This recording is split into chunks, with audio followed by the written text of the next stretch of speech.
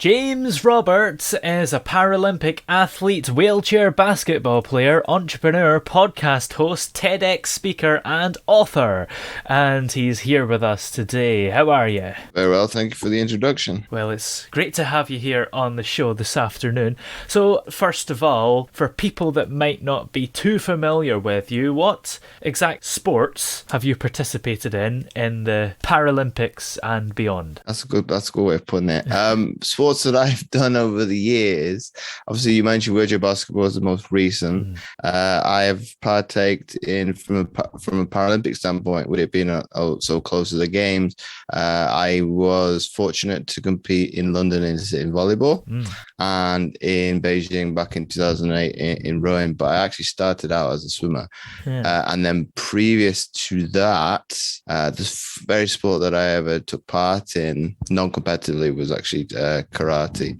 And from a competitive standpoint, most people don't know this about me, it was actually 10-pin bowling. Wow, that's incredible. And is it quite hard to go from sport to sport, or if you're good at it, does it not matter that you're doing a load? I think you got to have a talent.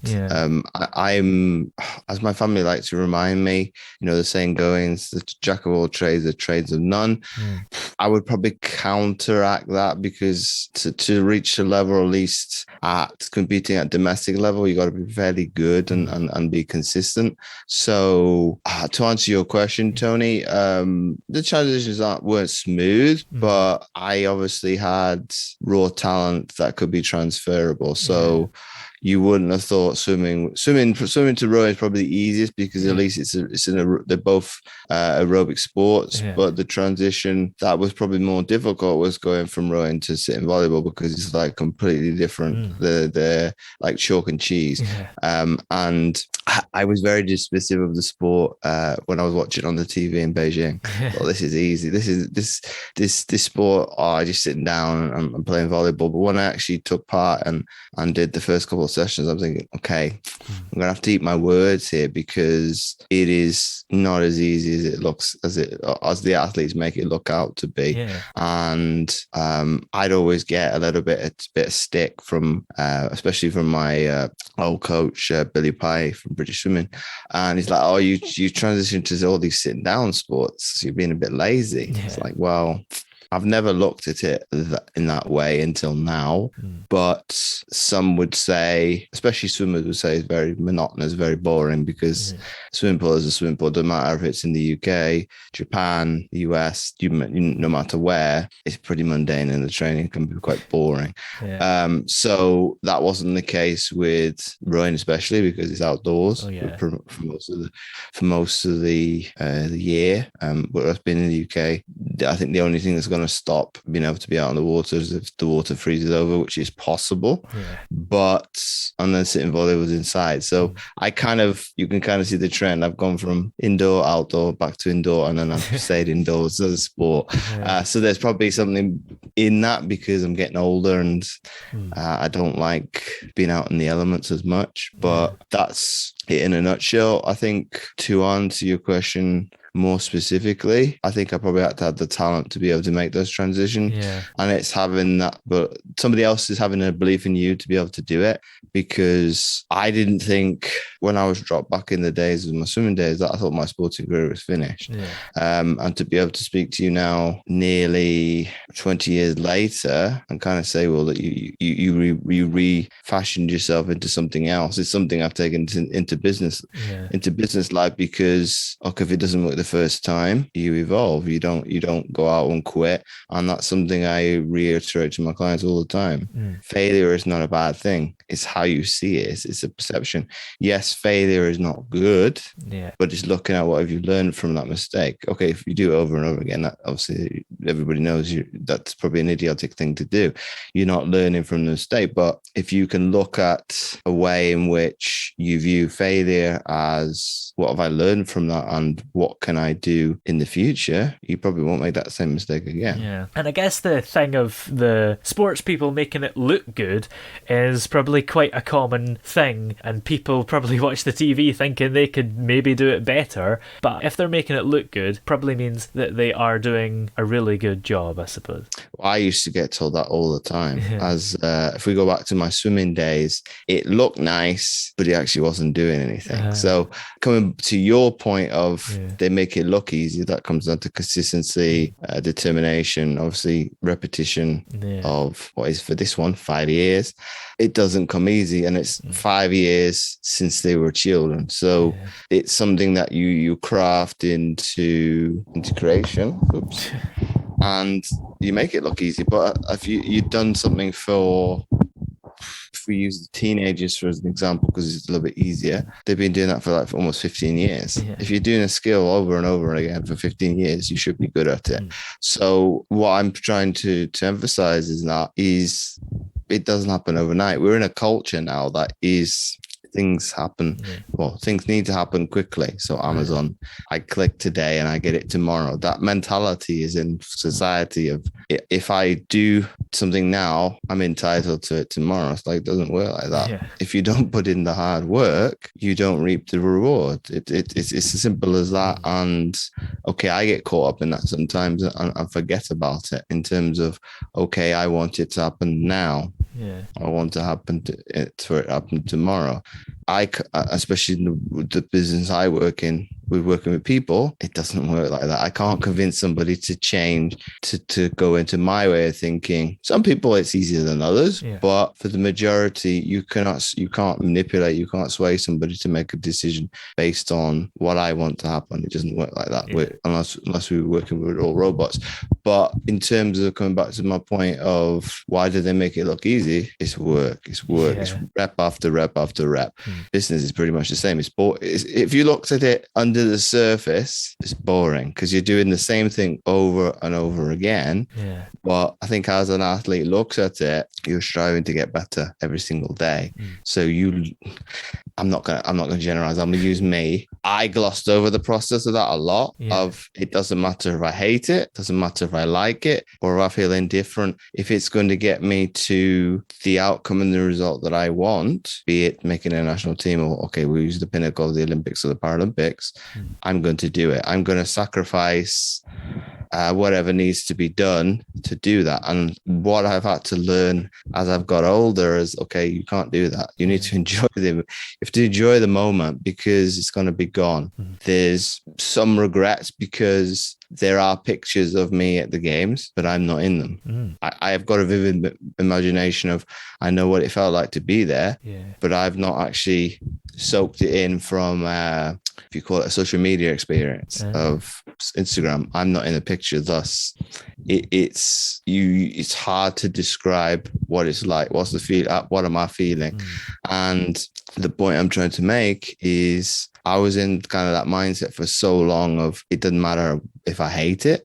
Obviously, if I like it, it's easy. If it's indifferent, it doesn't matter. But you need to come back to it and say, well, if you don't like something, if you've got the ability to outsource it, it makes it a lot easier because you're giving it to somebody who's probably a lot better than you at it and actually enjoys it, thus that you'll enjoy that process.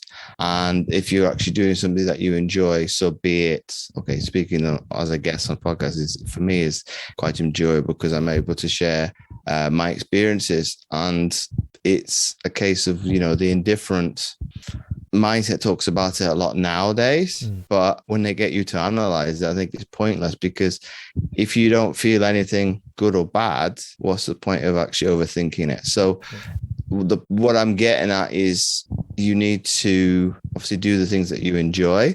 You need to learn how to do the things that you don't like, and then you have an understanding of it. And then if you still hate it, then you give it to somebody else. But obviously the athletes, it doesn't matter because you might hate the coach, you might hate the training session, you might hate your teammate. But if that's the vehicle that's going to get you to where you need to do to in terms of get to selected, you do it. So you will probably keep tight. I especially did. I was quite not outspoken. I'm more outspoken now, retired, than I ever have than I was when I was in sport. But that was probably to stay, under the radar. Don't keep squeaky clean. Yeah. And then you don't put yourself in any difficult and sticky situations. And one of the Paralympics that you performed at, to use that word really, was London 2012. Was that quite exciting to represent Team GB at its home Paralympics? I was skeptical though. And a lot of people don't know that, or how I voice it and voice my opinion is more from the media side of. I don't think Channel 4 did quite enough. It's leaps and bounds. I think they've listened to people when it was concerned to Rio, and have made Tokyo's cover, we'll say, better. But for London, for me, my family did want me to go into media, and I kind of went, no, I want to compete at home, because I'm only going to get one opportunity to be able to do that. And it's a nice thing to be able to say to other athletes, if you can hang on for 8 years, and some won't have that luxury, but you're going to thoroughly enjoy it. It's night and day between that and Beijing, but no games is the same. But just, the euphoria of the British public of soaking up sport, you could kind of see just their hunger for sport in general. It's the 2-week lull between the games. It kind of rebuilt the appetite for Team GB, and I was skeptical because in volleyball in the past we'd be used to competing in front of maybe no more than 100 people, and the XL was 10,000 people. So I was like, well, I'm not going to fill that arena, and probably could have filled it probably 10 times over. It was a sellout every time. Wow. I know the men's team competed. I don't know about the women's, but because we weren't there, but it was lively. It was pretty much, it's hard to put into words. I think the teams that we'd competed against in the past, they felt the pressure. Obviously we didn't, because you're expected to beat us. So we have no pressure whatsoever. And I thrive on that, because if I've got no pressure whatsoever, it's easy, because I can kind of go, well, 9 out of 10 times you should win. There is that little inkling of that, I'll say 1%, where we might beat you. I think if the team had been together probably longer, we probably could take advantage of the home crowd. But the first match we played against the Russians, I've never seen them play so poorly, and we probably played them in my career in the sport. I think I was in there for four years. In the end, I probably played them about 6-7 times, and that's probably the worst they'd ever. The first time they played us, they wiped the floor with us. So we'd come a long way in 2 years from the world champs to then, and then I think I was blown away that just entering the arena, the first game, I was like, wow, I wasn't prepared for this. I don't know what the crowd was like in Beijing, because it's just a wall of noise, and you just going past it with rowing. Whereas with London, you could see it. So you could, as you come out, it's just this tunnel of noise, and just the amount of people. No, if I was honest to you, Toby, I didn't think there was 10. There's only looking on data after the fact that the arena could hold that many people, that I know that. But you're like, there's not an empty seat in the house. Okay, wow, it's incredible.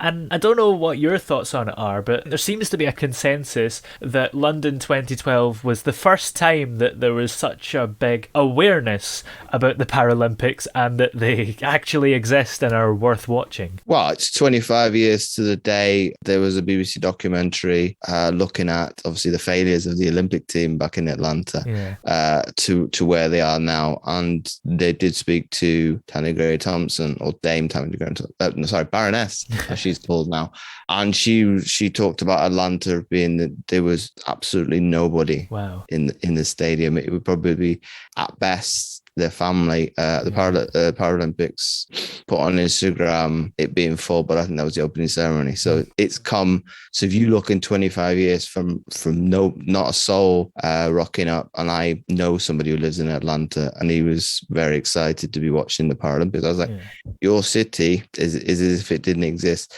And you talk to athletes that competed in that games, they ripped things out of the village that the Olympians had.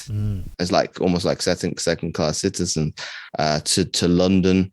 It was probably more of a homecoming for the games because obviously we were the first to create it with obviously a German Jew that brought it into existence. But it was, well, we're going to make it a spectacle. We're going to set the benchmark and for what future games have to aspire. I don't think anybody's matched it yet.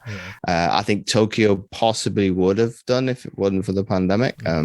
It's unfortunate that obviously the world's been put into chaos and we can't see what the Japanese can bring to the fore because speaking to other disabled individuals, I've been to Japan, they're like light years ahead of the West in terms of just their accessibility. So it would have been interesting to see and that would have been, for me as a spectator, I'd have loved to have gone to see. Rio I couldn't have done because it was still pretty raw of retiring and kind of knowing athletes, seeing behind the scenes. It was, for me, it was very depressing at times. Like, well, 4 years ago, I'm here. 8 years ago, I'm behind. So it's the Olympics with Tokyo wasn't too bad. It's choked me up a little bit watching the Paralympics start to go fly out. But coming back to my point of the repetition, I've known how much of the work that they've done that I'm unwilling to now do.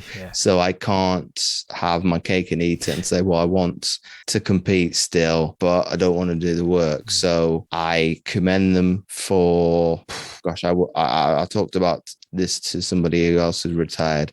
It was nice when we were there of competing at the time because all we had to do was worry about ourselves. But I didn't want to be in the athlete's shoes in the last 18 months because of the stresses of not knowing, is it going to happen or is it? I think they were very diplomatic in some of the things that, especially the athletes that I know, kind of said, well, there's no point me moping about, and kind of went and talking about, well, I'm quite down because I don't know if I'm competing or not, versus, you know, the world that we're living in terms of people dying. It's not a very diplomatic approach, but it's very considerate of other people. So I think that is probably where the Paralympics is. It's very considerate of its older brother to a certain extent. They're very I think they're probably from a marketing perspective almost on level pegging, and I think with London it's kind of set the benchmark as, well, this is the games that we want. It's not a case of, if you want to host the Olympics you have to have the Paralympics. I think there's an element of, I would like to think, pride of, we've got an opportunity to host the best athletes in the world, both able-bodied and the disabled, and kind of showcase to people, I think more in the general public, of, you know, there's more relatable to Paralympics because they're more similar to ordinary people. Before what's come out with mental health with the Olympics just gone, I think it kind of shows, well, this is what is capable if you're willing to test the boundaries. And the Tokyo Paralympics are just days away now, so are you excited to watch them even though you can't go there physically? Very, very, very much so, because I know so many athletes. I probably couldn't count on how many on my fingers how many actually I know. It probably a case of recording a lot of it. We'd be playing wheelchair basketball. There's definitely a more desire to watch that because I compete in it, so it's learning what's capable, what can be done at the highest level, and what can be you could copy and maybe implement into your game. I was fortunate enough to go to the medal games in Beijing and get to know a lot of especially the British guys. I still know now. 13 years later, one of the guys is going to 6 games. Wow. And he's not much older than I am. So I'll keep in touch and have a bit of banter and things like that. So for me, it's probably more in tune because it's you know the actual people. So it's like it's an extension of their family and friends. It's like, well, I wish you safe travel, wish you all the best. I'm probably very accommodating when it comes to being able to speak to them from a media perspective, say a podcast of, I'd like to have you on. However, I know that in the next, well, now I wouldn't do it at all, but in terms of in the lead up to their preparations, I wouldn't want to impede on it at all. So let's have it after the games, once you've had time to digest, de-stress, have time with your family, and then go from there. So I'm very much excited to see. Obviously, I know the Paralympics are going to do better than the Olympic team, but that's always a little in joke and a little dig at the Olympians of thanks for the benchmark, but it won't be too bad to beat, and just see what is capable, and seeing some new names come to the fore. Yeah, absolutely.